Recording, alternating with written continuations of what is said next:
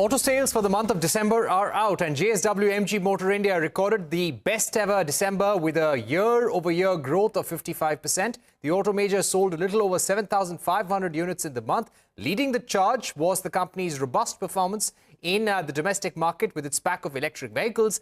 It accounted for over 70% of its total sales. Launched in September 2024, the MG Windsor emerged as its highest-selling passenger EV in the country for 3 months in a row. It has sold over 10,000 units since the launch. The firm is confident of strengthening its position in India's passenger electric vehicle market going forward. Joining us now to discuss this further is Rajeev Chaba, CEO Emeritus at JSW MG Motor India. Thank you very much, Mr. Chaba, for joining us. How do you expect the sentiment in Q4, and how would you close FY25 in terms of sales?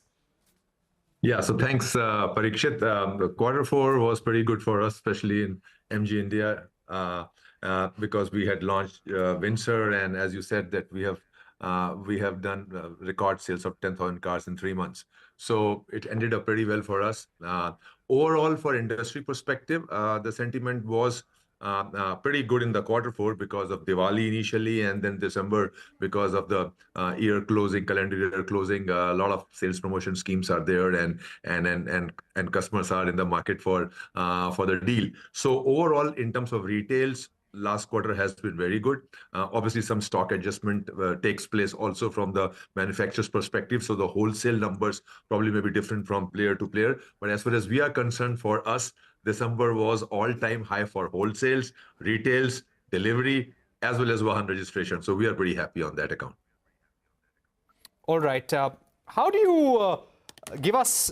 I'd like to ask you about a bit of color on what we can expect from JSW MG Motor India at the Auto Expo and the number of launches for the full calendar year.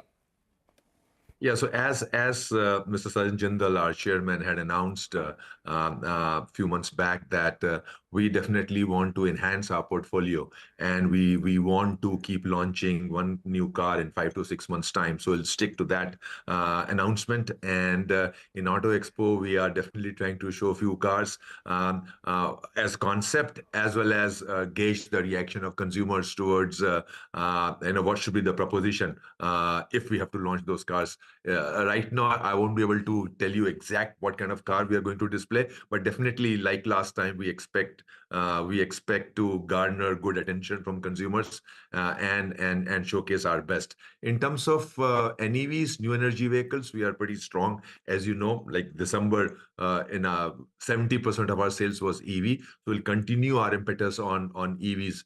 And Q1 also, from sales perspective, we expect that we should show a good increase over Q1 2024. We expect 30-35% growth for us in Q1 2025 over Q1 2024. All right. So you're expecting about 30% growth in the remaining 3 months of this fiscal? Yeah, for us. All right. I would also like to ask... Probably it would, yeah, sorry. Okay. Mr. Chaba, your previous statements say that there are 3 cars lined up for being showcased at the Auto Expo. Will the Cyberster be finally launched in India commercially, or will it still be a product unveil and the launch will happen later in the year? See, we are still gauging the viability of the whole car lines, and Cyberster is definitely one of them. We had showcased that in March 24 at the time of unveiling of our joint venture partnership. So definitely that remains on agenda, and in all likelihood, we are going to launch it in 2025, and showcase would happen in Auto Expo. All right. What would be your outlook for FY26 in terms of EV sales? Yeah, so EV sales in our country are reaching at a pretty interesting stage. It's not still a tipping point, but as we know that EV sales increased by almost 20%. I'm talking industry right now. So the industry grew by 20% on EV in this calendar year, 2024. With the onslaught of many more models and many big players joining EV race now next year, so I hope this number will grow up. We ended this calendar year at about 3.5%, 3.5% of the industry was EV. This should grow to, I think, 5.5% next year. In my personal opinion, the tipping point where really it becomes kind of a mass movement is around 10 to 12%. So we are getting closer to that. So I think next year is going to be a mega year for EV for the industry.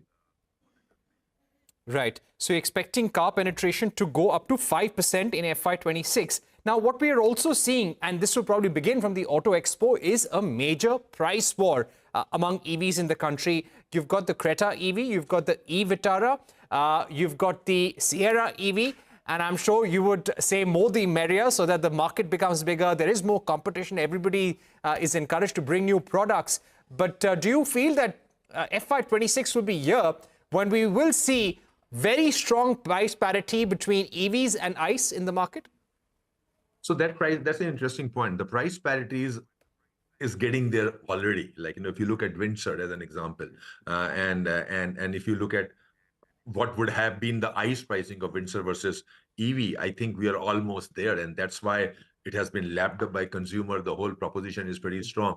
So it has set a kind of a benchmark, and I'm sure the good news is that when more players are entering, more than the price war, I think it is going to educate the consumer, create more awareness, create more charging infrastructure, and create more options for consumers to look at. So this will expand the whole market. So I think at this point of time, in this nascent stage of evolution for EV in the country, I think more players are going to add to the flair and also definitely going to educate the consumer. So I think it's a big thing. It's not really a pricing war, but it will be an information war.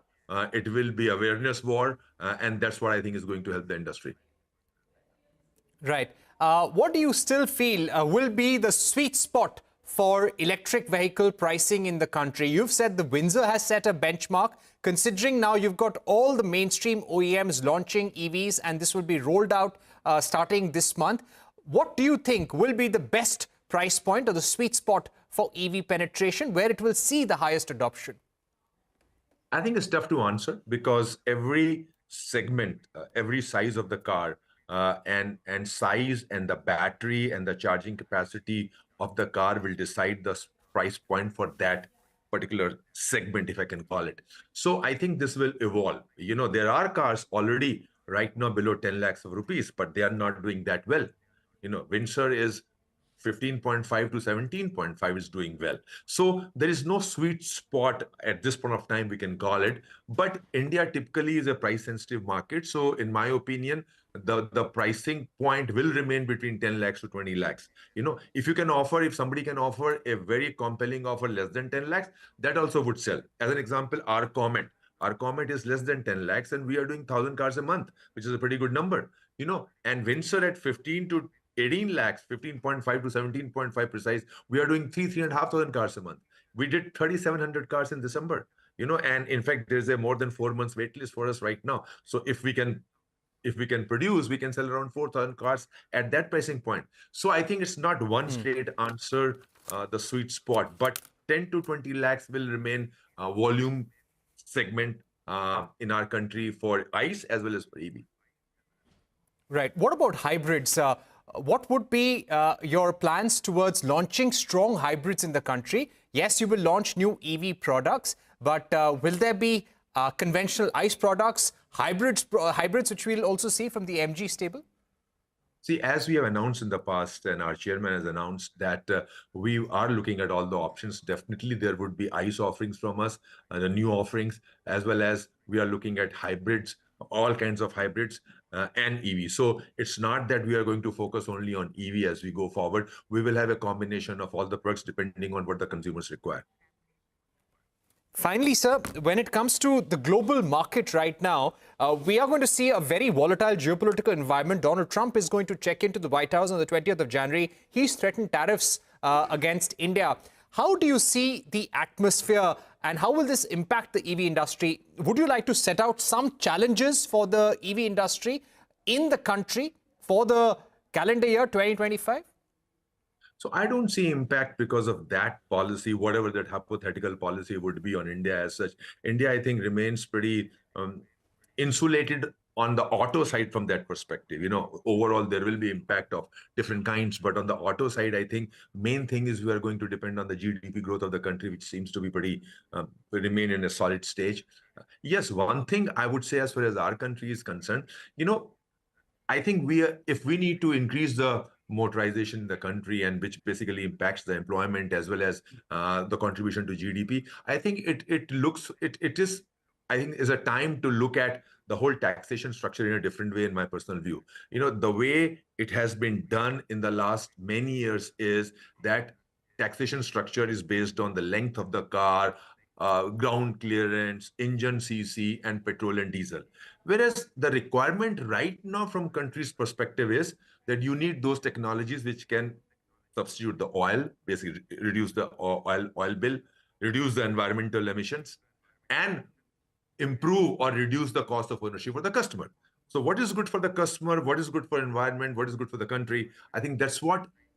So are we going to encourage behavior of OEMs towards these three rather than defining the tax structure based on the old method? So I think that's what we need to look at right now. So our own internal policies or tax reforms, frankly, have to be done in a very different way, in my opinion, which can improve the motorization. So All internal right. policies matter more than the external policy, in my view. All right. Thank you very much, Mr. Chaba, for joining us with your perspective. Let's see what 2025 has in store for the auto industry. That's all we have time for. Goodbye.